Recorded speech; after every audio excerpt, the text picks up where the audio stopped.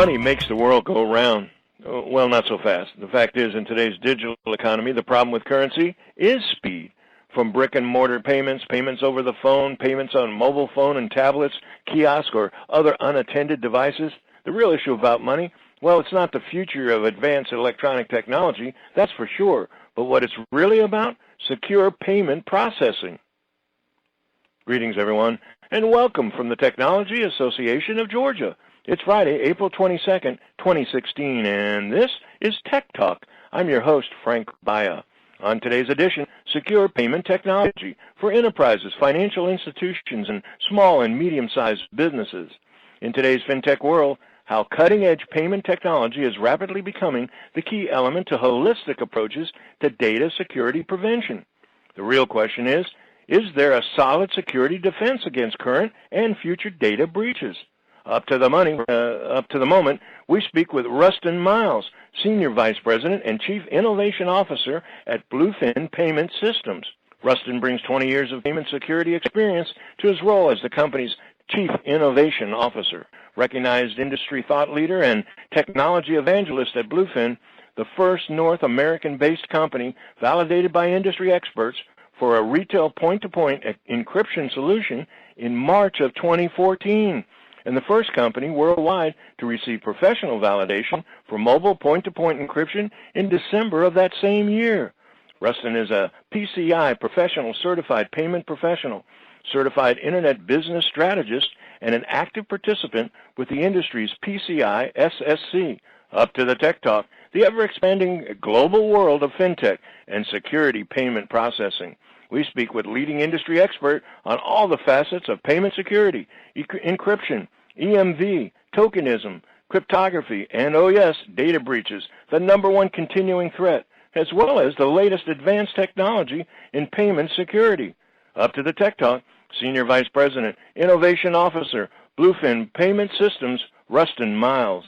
This edition of Tech Talk is brought to you by GlobalSpeak.com, new media consultants, corporate video and audio communications, video and audio production and distribution, live and virtual event production. Tag TV and Tag Radio is a service of GlobalSpeak.com, creatively delivering powerful marketing, video, and audio solutions. Ruston, welcome to Tech Talk. Hello. How are you doing, Frank?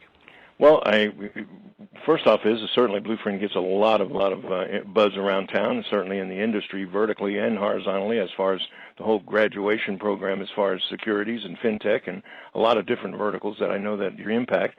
But I guess really the first question I've got to ask, just simply because I think it's maybe not clear to some of our listening audience, is I know that when you first started, I think back in '07, it was as a merchant processor.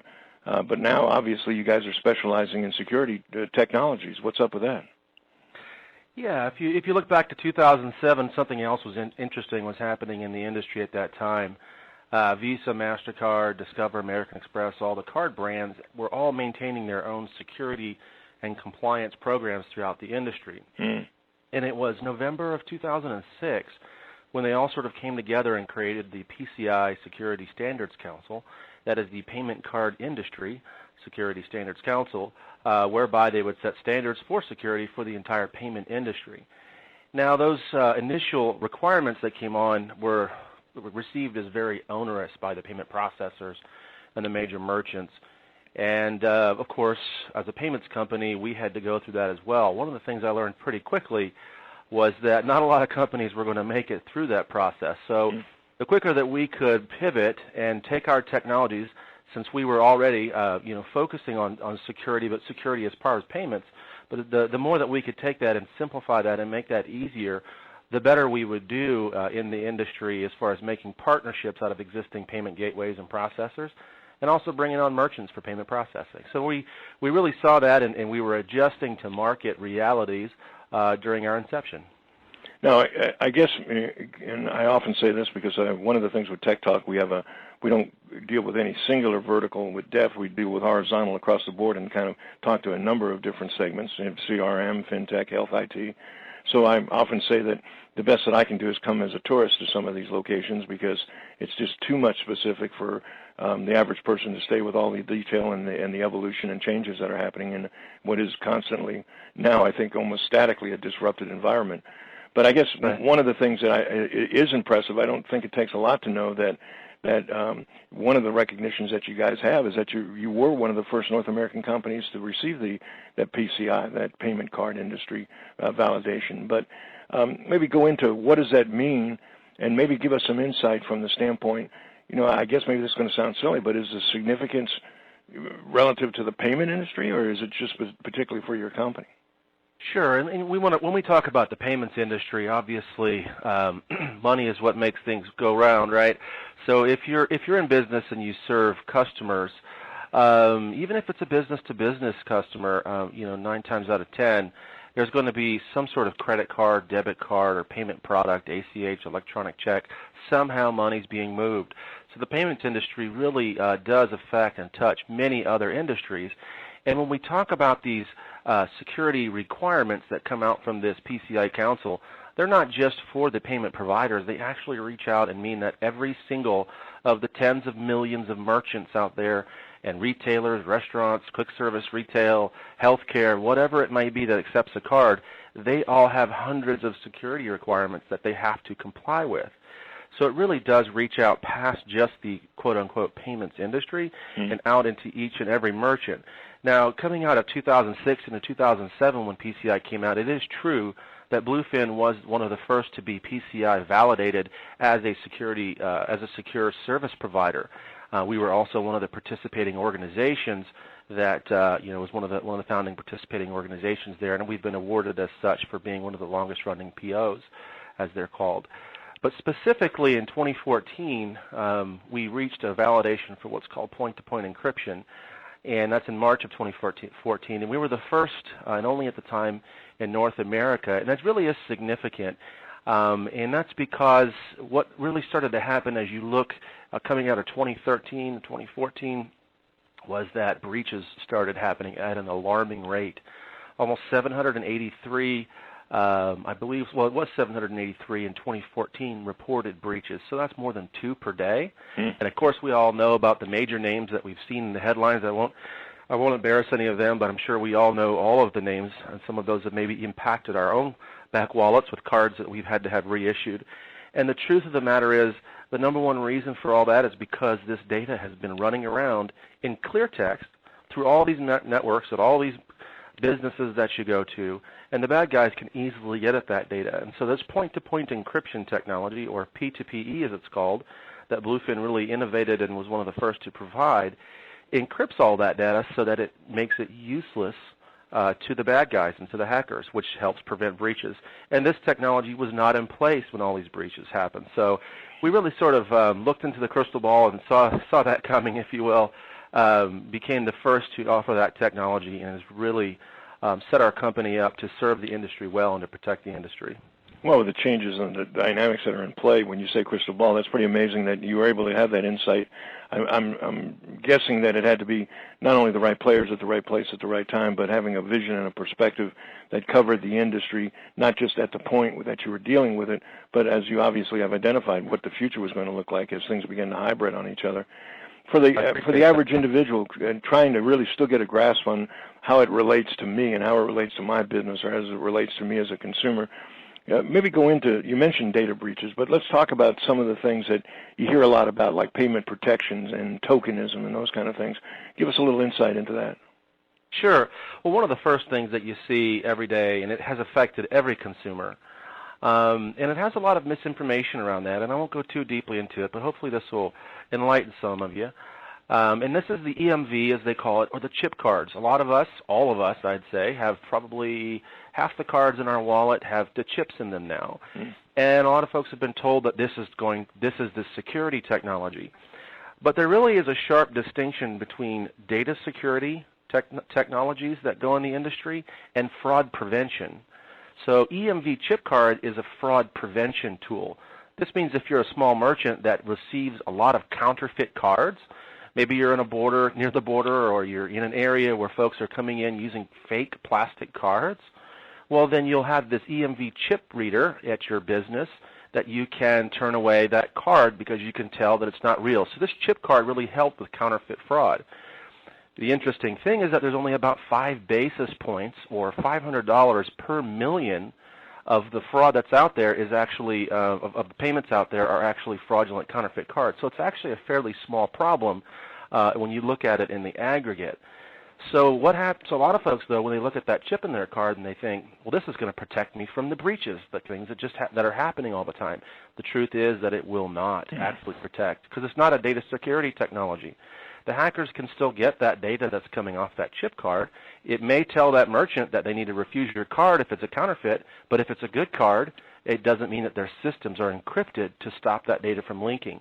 That's where point-to-point encryption, we'll just call it encryption, and then tokenization, both of these technologies come in to protect that point of sale from leaking the data that it just got. So there's really a lot of misinformation out there where folks look at the chip card, they go through the process, and they're now believing, oh, I'm suddenly protected from breaches, my card will never have to be replaced.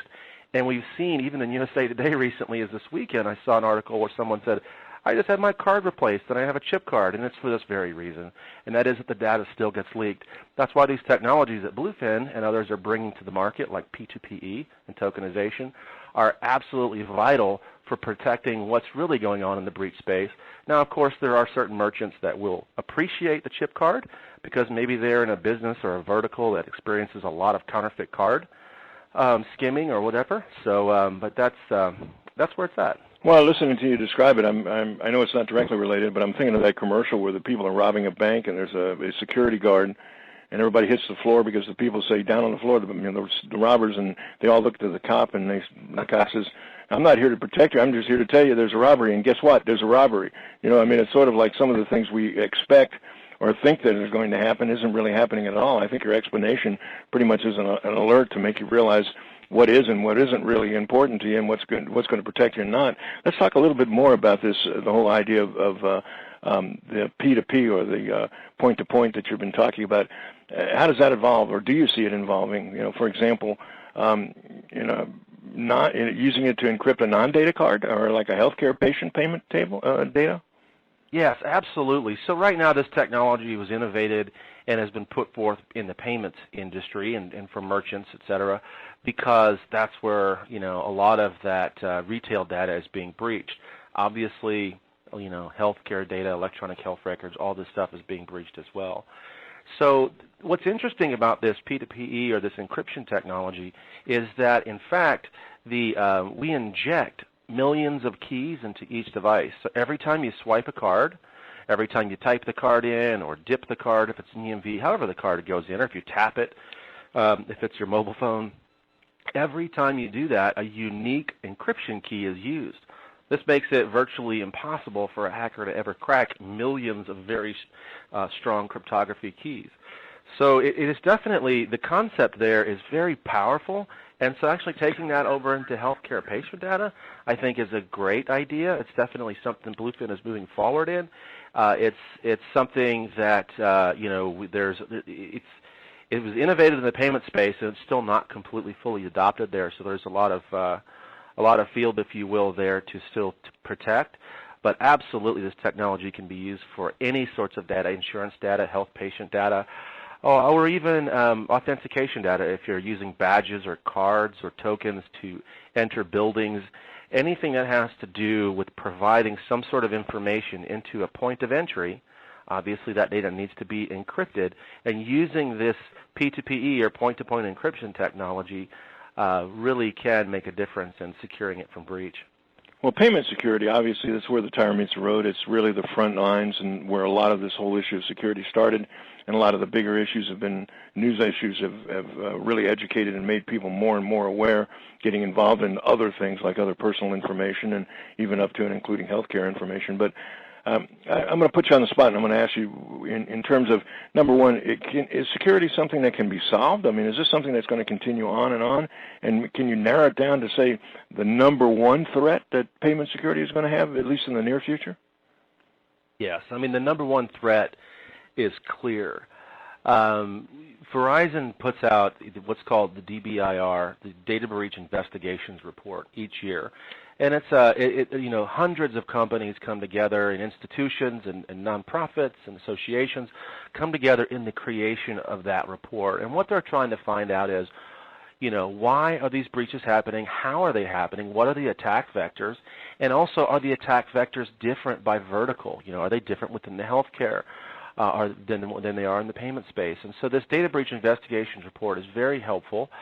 And one of the things, two stats I'd like to point out. Number one, within the payments in retail area, it shows that about 90% of all of the breaches are happening because of something called malware. Malware is simply a virus. It could be a keylogger. It could be a RAM scraper. It could be some sort of software or application that's bad that is put into a point-of-sale system or a network or a server or somewhere at the merchant or business's site there. Somehow it gets in there, and it secretly, silently listens to the data, the credit card data, and then exfiltrates or sends that data back to a place like Russia where it's sold on the black market. That is how all of these breaches are happening. And this is called malware. Now, this is different. When you look at the attack vector maybe 10 years ago or more, the hackers were getting past firewalls and getting giant databases of cards that were stored. Well, lots of merchants responded to that, and they don't store card data anymore. A lot of times they might be using tokenization or other technologies. So the hackers got smarter and started putting this malware out in the retail area where security wasn't so high maybe, or it was a little easier to get in. So this malware is out there. An interesting fact is that every 5 seconds a malware attack occurs. And this is according to that Verizon report. So that's 170 million attacks per year that are happening with this malware that are attacking retailers and businesses all over this country. So this is definitely the number one threat. And the only technology today that directly protects against that was built to protect against that, is this point-to-point encryption. It's certainly something that not only the PCI Council has gotten behind, but also Visa and MasterCard. Hey, Ruston, again, some of the information are really crucially important insights as the industry is, but to the average person who is trying to understand all the confusion, all the information, we're on information overload as it relates to security and as it relates to how we find and secure our information and data. A lot of what you're talking about are points that we've often heard, but maybe not as clear and understandable as you presented it. Thank you so much for taking time out of, I know, a busy schedule to join us for a couple of minutes today on Tech Talk. Excellent. I enjoyed being on the program today.